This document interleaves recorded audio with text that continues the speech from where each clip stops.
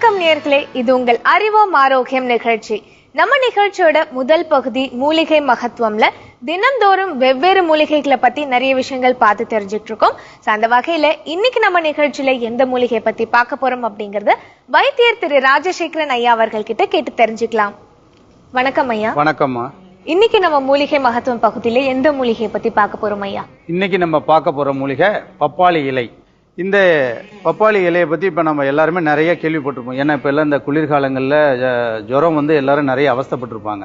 அந்த மாதிரி காலங்கள்ல எல்லாம் இதை சாப்பிடணும்னு நிறைய சித்த மருத்துவர்கள்லாம் குறிப்புகளில் குறிப்பிட்டு போயிருந்ததை எல்லாம் இப்போதான் தெரிஞ்சுக்கிட்டு நிறைய இதனுடைய பயன் அடைஞ்சிக்கிட்டு வந்திருக்காங்க. இது ஒரு உஷ்ண மூலிகை. பார்த்தீங்கன்னா இதை நிறையாவும் சாப்பிடக்கூடாது, அளவுக்கு அதிகமாகவும் சாப்பிடக்கூடாது.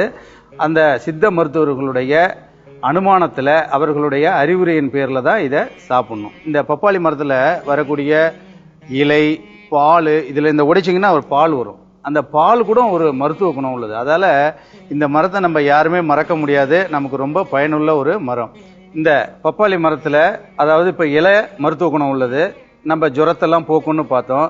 அந்த பால் நமக்கு வந்து இந்த புண்ணு எல்லாம் ஆற்றும். அதாவது இந்த சொறி, சிரங்கு, காலில் ஏற்பட்ட சிராய்ப்பு காரணமாக வரக்கூடிய புண்களை எல்லாம் இந்த பாலை வந்து வைப்பதன் மூலமாக அந்த புண்ணெல்லாம் ஆறிடும். அதுபோலவே இந்த பப்பாளி காய் இருக்கு பாருங்க, நல்லா காயாக இருக்கும்போதே பச்சையாக இருக்கக்கூடிய காயை எடுத்து குழம்பு வைத்து, அதாவது நம்ம வீட்டில் சாதாரணமாகவே சாம்பாரோ அல்லது அப்படியே எண்ணெயில எல்லாம் வதக்கி நல்லா நம்ம ஒரு குழம்பு மாதிரி செஞ்சுக்கிடும். அந்த குழந்தை பிரசவமான தாய்மார்களுக்கு அந்த தாய்ப்பால் நன்றாக சுரக்கும். அது மட்டும் இல்லாத இப்போ அவங்க இந்த மாதிரி காலங்களில் இந்த பப்பாளி காயை சாப்பிட்டுட்டு அந்த குழந்தைக்கு பால் ஊட்டுவதன் மூலமாக அந்த குழந்தைக்கும் நோய் எதிர்ப்பு சக்தி உடம்புல தானாகவே அதிகமாகிடுது. ஏன்னா அந்த அவங்களுக்கும் நோய் எதிர்ப்பு சக்தியை கொடுக்குது. ஏன்னா நிறைய பலவீனமாக இருப்பாங்க. இப்போ பார்த்தீங்கன்னா குழந்தை பிரசவமானவுடனே ஒரு 6 மாத காலத்திற்கு அவர்களுடைய உடம்பு ரொம்ப பலவீனமாக இருக்கும். அந்த மாதிரி பலவீனமாக இருக்கக்கூடிய காலங்களில் இதை ஒரு 2 நாளைக்கு ஒரு தரம் இதை குழம்பு வச்சு சாப்பிடலாம். டெய்லி கூட குழம்பு வச்சு ஒரு திட்டமான அளவில் சாப்பிட்டுக்கிட்டு வந்தாங்கன்னாக்கா அவங்களுக்கு அந்த தாய்ப்பால் சுரந்து அந்த குழந்தைக்கு நல்ல ஒரு நோய் எதிர்ப்பு சக்தியை கொடுக்கக்கூடியது. மேலும் பெண்களுக்கு பார்த்தீங்கன்னா நிறைய பேருக்கு இப்போ நிறைய அந்த மாதவிடாய் கோளாறு நிறைய பிரச்சனை இருக்குது. அதாவது தடை, சில பேருக்கு வந்து 3 மாதம் 6 மாத காலங்களுக்கு, இன்னும் நிறைய பேருக்கு பார்த்தீங்கன்னா ஒரு 2-3 ஆண்டுகளுக்கு கூட இந்த மாதவிடாய் தடை ஏற்படுது. அந்த மாதிரி மாதவிடாய் ஆரம்பத்திலேயே ஒரு 10 நாள் 20 நாள் தள்ளி போகக்கூடிய காலங்கள்லேயே வந்து இந்த பப்பாளி பழத்தை, அதாவது ரொம்ப கனிந்த பழமும் இல்லாமல் காயாவும் இல்லாமல் அந்த 3/4 பதத்தில் உள்ள பழத்தை வந்து காலையில் வெறும் வயிற்றுல தொடர்ந்து ஒரு 3 அல்லது 4 தினங்களுக்கு சாப்பிட்டுக்கிட்டு வந்தாங்கன்னாக்கா அவர்களுக்கு அந்த மாதவிடாய் கோளாறு நீங்கி அவருடைய உடலில் ஏற்கனவே இரத்த கோளாறு, அதாவது இரத்தத்தில் வந்து அவர்களுக்கு இரத்த குறைவு ஏற்படுவதன் காரணமாக தான் அந்த மாதவிடாய் தடை ஏற்படுது. அப்போ இந்த பப்பாளி பழங்களை சாப்பிடுவதன் மூலமாக அவர்களுக்கு உடலில் நல்ல ரத்தம் ஊறி அந்த மாதவிடாய் பிரச்சனையும் குணமாயிடும். அதோடு இல்லாத இப்போ இந்த பப்பாளி இலையை வந்து நம்ம விளக்கெண்ணெயில் வதக்கி, இப்போ சில பேருக்கு பார்த்தீங்கன்னா இந்த குதிங்கால் வலி நிறைய பேருக்கு இருக்குது. அதாவது காலையில் தூங்கி எழுந்திரிச்ச உடனே பார்த்தீங்கன்னாக்கா சடனாக அவங்க பெட்டை விட்டு இறங்கி அவங்களால உடனே எழுந்திரிச்சு நிற்க முடியாது, நடக்க முடியாது. அந்த கால்லாம் பாதம் வீங்கிடும். அந்த மாதிரி கால் வீக்கம் வந்து கால் பாதங்களில் அந்த வெடிப்பு சம்பந்தமான அந்த நோய்கள்லாம் வந்து கிருமி தொற்று காரணமாக வந்த நோயெல்லாம் வந்து புண்ணு வந்திருக்கும். அந்த மாதிரி வீக்கம், சிரங்கு, புண்ணு உள்ள இடங்கள்ல வேப்பெண்ணெயில் இந்த பப்பாளி இலையை வதக்கி இளம் சூட்டில் வச்சு கட்டிக்கிட்டு ஒரு 4 மணி நேரம் 5 மணி நேரம் இருந்தாங்கன்னாக்கா, இல்லை இரவு நேரங்களில் கட்டி இருந்து காலையில் அவுத்துக்கிட்டா கூட அந்த வீக்கம், அந்த புண், சொறி, சிரங்கு போன்ற நோய்கள்லாம் குணமாயிடும். இப்போ இந்த பப்பாளி பழம் பார்த்தீங்கன்னாக்கா ஆண்களுக்கு பெரும்பாலும், இப்போ நிறைய இளைஞர்களுக்கு அந்த நரம்பு தளர்ச்சி போன்ற நோய் குறைபாடு உள்ளவர்களும் அவர்களுக்கு இந்த பழத்தை காலை மாலை 2 வேளையுமே ஒரு 48 நாளைக்கு தொடர்ந்து கொடுத்துக்கிட்டு வருவதன் மூலமாக ஆண்மை குறைவு, நரம்பு தளர்ச்சி, மன அழுத்தம், தலை பாரம் போன்ற நோய்கள்லாம் குணமாகும். அதோடு இல்லாமல் இந்த சர்க்கரை நோய் குறைபாடு உள்ளவர்களுக்கு இந்த பழத்தை ரொம்ப பழுத்திடக்கூடாது. அந்த 3/4 பதமாக பழுத்திருக்கக்கூடிய காலங்களில் ஆண்களுக்கும் சரி பெண்களுக்கும் சரி, இப்போல்லாம் நிறையா பார்த்தீங்கன்னா 25-30 வயசு உள்ளவங்களுக்கு அந்த சர்க்கரை நோய் வந்துடுது. அவங்க அப்போ நல்ல சத்துள்ள உணவுகள் எதை சாப்பிட்றதுன்னே தெரியாமல் நிறைய பேர் கஷ்டப்படுறாங்க. ஏன்னா எதை சாப்பிட்டாலும் அதில் சர்க்கரை இருக்குமோ அப்படிங்கிற ஒரு பய உணர்வு அவங்க மனசுக்குள்ளே இருந்துக்கிட்டே இருக்குது. டாக்டர் வேறு நிறைய ஷார்ட் கொடுத்துறாங்க, இதெல்லாம் சாப்பிடக்கூடாது இதெல்லாம் சாப்பிடக்கூடாதுன்னு நிறைய அந்த குளுக்கோஸ் அதிகமாக உள்ள அந்த பழங்கள்லாம் சாப்பிடக்கூடாதுன்னுறாங்க. அதனால் அந்த மாதிரி இருக்கிறவங்க கூட, அந்த சர்க்கரை நோய் குறைபாடு உள்ளவர்கள் கூட அதாவது முக்கால் பதமாக பழுத்திருக்கக்கூடிய ஒரு பப்பாளி பழம், ரொம்ப கனிஞ்ச பழமும் இல்லாம காயாகவும் இல்லாம இருக்கக்கூடிய பழத்தை அந்த சர்க்கரை நோய் குறைபாடு உள்ளவர்கள் இதை தாராளமா 2 வேளையுமே சாப்பிட்டுக்கிட்டு வருவதன் மூலமாக அவர்களுக்கு உடலுக்கு நல்ல நோய் எதிர்ப்பு சக்தியையும் நல்ல ஆற்றலையும் கொடுக்கக்கூடிய ஒரு மூலிகை இது. இப்போ முதல்லலாம் நம்ம வீடுகளில் வந்து பார்த்தீங்கன்னா நம்ம வீட்டிலேயே பலகாரம்லாம் செஞ்சு கொடுப்பாங்க. கடலை மிட்டாய், எள்ளு உருண்டை, அந்த மாதிரியான தானியங்களில் சிறுதானியங்களில் நிறைய உணவுகள்லாம் செஞ்சு கொடுத்தாங்க குழந்தைகளுக்கு. அதனால நோய்கள் இல்லாமல் இருந்தது, அவர்களுடைய உடலில் நோய் எதிர்ப்பு சக்தி அதிகமாக இருந்தது. ஆனால் இன்னைக்கு குழந்தைகளுக்கு கொடுக்கக்கூடிய உணவுகளை கூட நம்ம கடையிலேயே வாங்கி கொடுக்கக்கூடிய ஒரு சூழ்நிலை இருக்கிறதால அவர்களுக்கு வயிற்றில் கிருமிகள், அதாவது இந்த மலக்குடலில் வந்து அதிகமாக கிருமி தொற்றுகள் உருவாகி மலச்சிக்கல் அதிகமாக வந்து ரொம்ப அவஸ்தைப்படுறாங்க. அந்த ஒரு மலச்சிக்கல் வந்ததன் காரணமாக பல நோய்கள் வருவதற்கு அதுவே அடித்தளமாகவும் முதல் காரணமாகவும் இருந்துடுது. அந்த மாதிரி இருக்கக்கூடிய குழந்தைகளுக்கு இந்த பப்பாளி விதையை நன்றாக அரைத்து பாலில் கலந்து காலை மாலை 2 வேளையும் அல்லது காலை இரவு 2 வேளையும், ஏன்னா மதியான நேரத்தில் குழந்தைங்க வீட்டுக்கு வர மாட்டேங்குது அந்த ஸ்கூல்ல இருந்து. அதனால அந்த மாதிரி இருக்கக்கூடிய குழந்தைகளுக்கு கூட காலையில் ஒரு வேளை இரவு ஒரு வேளையுமாக ஒரு 15 நாட்களுக்கு 20 மில்லிகிராம் முதல் 30 மில்லிகிராம் வரை அரைத்து ஒரு 1/4 டம்ளர் பாலில் கலந்து கொடுத்துக்கிட்டு வர்றதன் மூலமாக அவர்களுக்கு அந்த வயிற்றில் ஏற்பட்ட கிருமிகள், மலக்குடலில் வந்த அந்த புழுக்கள் அனைத்தும் வெளியேறி அவர்களுக்கு அந்த மலச்சிக்கல் நீங்கும். இப்போ இந்த பப்பாளி இலை சாறு எடுத்து இந்த மலேரியா ஜுரம், டெங்கு காய்ச்சல், விஷ ஜுரம் போன்ற ஜுரங்களுக்கெல்லாம் எப்படி பயனுள்ளதா இருக்கு அப்படிங்கறத பத்தி இப்ப நம்ம பார்க்க போறோம். சரி.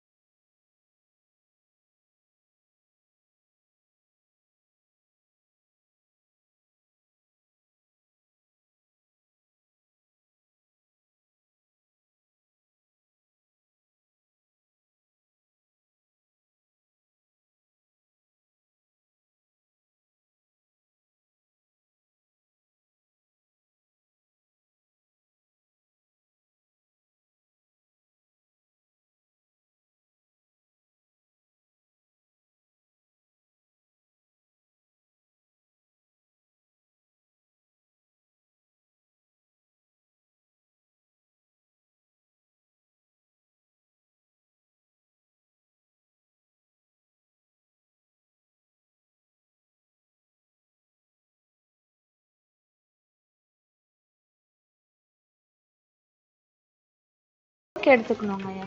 ஏன்னா ஜாஸ்தி போனாலும் ஓவர் ஹீட் அப்படின்னு சொன்னீங்க. என்ன அளவுல இதை எடுத்துக்கணும்? இப்போ இதுல நம்ம எடுத்திருக்கிறது இதுதான் வந்து ஒரு 30 ml அளவு தான் ஒரு ஆளுக்கு காலையில ஒரு வேளை வெறும் வயிற்றுல கொடுக்கணும். அதனால அவர்களுக்கு அதிக ஜுரம் உள்ளவர்களுக்கு, சில பேருக்கு நிறைய விஷ ஜுரம், அதாவது ரொம்ப நாள் 2-3 நாளைக்கு கூட ஜுரம் தொடர்ந்து இருந்துகிட்டே இருக்கும், கடுமையான ஜுரம்.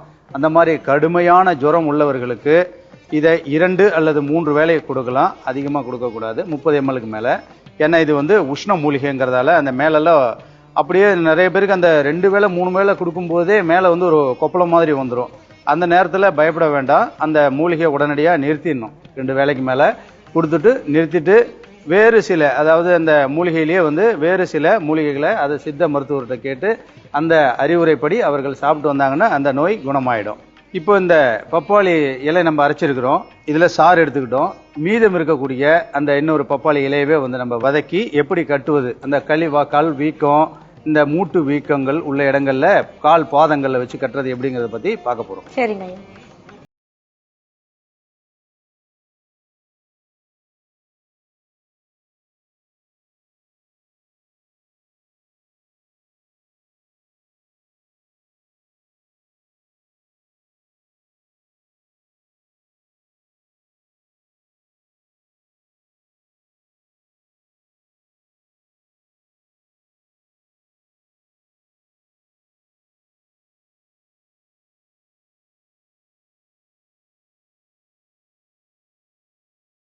வதக்கும் பொழுது இளம் சூட்டில் வதக்கணும். எந்த மூலிகையா இருந்தாலும் கஷாயம் வைக்கும் போதும் இந்த எண்ணெயில நம்ம இந்த மூலிகைகளை வதக்கும் பொழுதும் அதிகமான தீ இட்டோம்னா அந்த கருகி அந்த மருத்துவ குணம் அதில் குறைஞ்சிரும்.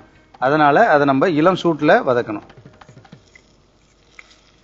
இந்த இலையை அரைக்காமலும் அப்படியே கூட வதக்கி நம்ம அந்த கால் மேலே அந்த கை கால் மூட்டு பகுதிகளில் வரக்கூடிய வீக்கங்கள், இந்த நரம்பு சம்பந்தப்பட்ட நோய் உள்ளவர்களுக்கு, இந்த நிறைய பேருக்கு பார்த்தீங்கன்னா அந்த கால்லெல்லாம் வெரிகோஸ் வெயின் அந்த மாதிரிலாம் வருது. அந்த மாதிரி இருக்கிறவங்களுக்கெல்லாம் அந்த இலையை அப்படியே இந்த விளக்கெண்ணெயில் வதக்கி அந்த நரம்பு சுருள்கள் உள்ள இடங்களில் கூட வச்சு கட்டிக்கிறதன் மூலமாக அவர்களுக்கு அந்த நரம்பு சுருள் அதில் வரக்கூடிய வலிகள்லாம் குறையும்.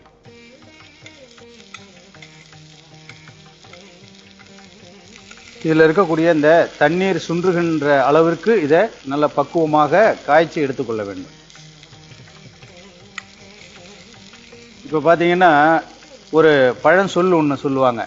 அதாவது முருங்கைக்கீரை 300 விதமான நோய்களை குணப்படுத்தும், பப்பாளி உள்ள வீட்டில் நோய் வராது அப்படின்னு சொல்லுவாங்க. அவ்வளவு ஒரு மகத்துவம் உள்ள இந்த பப்பாளி மரத்தை நம்ம ஒவ்வொரு வீட்டிலும், இல்லாதவங்க வீட்டில் கூட இப்போல்லாம் இடமே இல்லை. அப்படி இடம் உள்ளவங்க கண்டிப்பாக ஒரு பப்பாளி மரத்தை வளர்த்து அவர்கள் பயன்பெற வேண்டும்.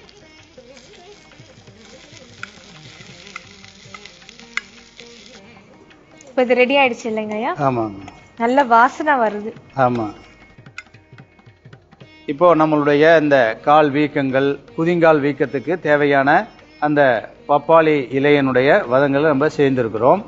இதை நன்றாக ஆறிய பிறகு, அதாவது இளம் சூட்டில் காலில் ஒத்தடம் கொடுப்பதன் மூலமாகவும், நிறைய பேருக்கு அந்த மூட்டு வலி இருக்கிறவங்களுக்கும் இதை ஒரு துணியில் வேடு மாதிரி கட்டிக்கிட்டு அதை ஒத்தடம் கொடுப்பதன் மூலமாக அந்த கால் வலி நல்ல குணமாகும். இடுப்பு வலி உள்ளவர்கள், கழுத்து பிடரில வலி உள்ளவர்களுக்கும் ஒத்தடம் கொடுப்பதன் மூலமாகவும் இந்த எண்ணெயை தடவி விடுவதன் மூலமாகவும் அவர்களுக்கு அந்த வலியும் நீங்க பெற்று நல்ல குணமடைவார்கள்.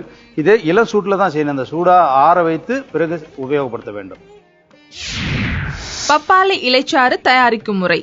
பப்பாளி இலைகளை நறுக்கி மிக்சியில் போட்டு சிறிதளவு தண்ணீர் சேர்த்து அரைத்து வடிகட்டினால் பப்பாளி இலைச்சாறு தயார். பப்பாளி இலை விழுது தயாரிக்கும் முறை. வாணலியில் விளக்கெண்ணெய் விட்டு அதில் அரைத்த பப்பாளி இலையை போட்டு நன்கு வதக்கினால் பப்பாளி இலை விழுது தயார்.